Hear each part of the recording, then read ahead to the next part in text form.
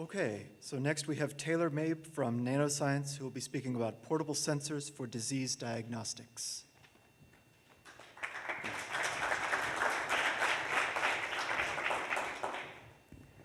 Imagine if handheld sensors like these could test for any disease. There would be a lot of benefits from the ability to do an analysis anywhere in the world at any time. Examining a soldier's blood on the battlefield, disease screening in the privacy of the home, or bedside analysis for patients in remote regions all become possibilities. My research is on making portable sensors for disease diagnostics. This type of testing is currently performed by large, expensive instruments. Samples are collected, sent to a laboratory, and this process takes some time and money. A point-of-care device is a small microchip, not much bigger than a penny, and it's brought to the patient's bedside as opposed to sending samples to a centralized laboratory.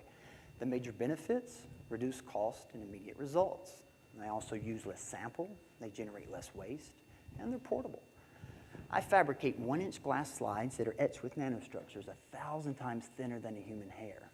The process includes computer modeling to see which designs work best, and from there, cut and shape glass slides, add thin films of metal, and add nanostructures to those metal surfaces. Now, my research has shown that silver is the metal with the best properties, but unfortunately, like your grandmother's silverware, it oxidizes and tarnishes.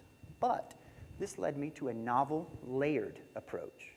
I get all of the electrical benefits of silver protected by other metals that will not oxidize and tarnish. Now, the sensor is only functional after the addition of detection molecules to the sensor surface. These act like beacons to capture the molecule of interest in our sample, which is usually blood. The detection molecules are short pieces of DNA, and they make the sensor extremely selective. Think about a cop on a busy highway that only pulls over the red convertibles and allows all of the other cars to pass by. The current means for disease testing is with the large instrumentation. It's a sensitive technique, but it requires a laser, fancy optics, and refrigeration, resulting in a large, expensive instrument. I made an inexpensive version that would fit in the palm of the hand. The nanostructures I add allow for that laser and fancy optics to be replaced with a simple light bulb and camera. And unlike the large instruments, my devices are not temperature dependent. They can be used in Africa or Alaska. With 900 million patient visits to US doctors in 2014 and a whopping 50% of those requiring blood work, there's a market for a fast, cost-effective diagnostic device. An additional benefit of my device is that all this is performed with just a finger prick of blood.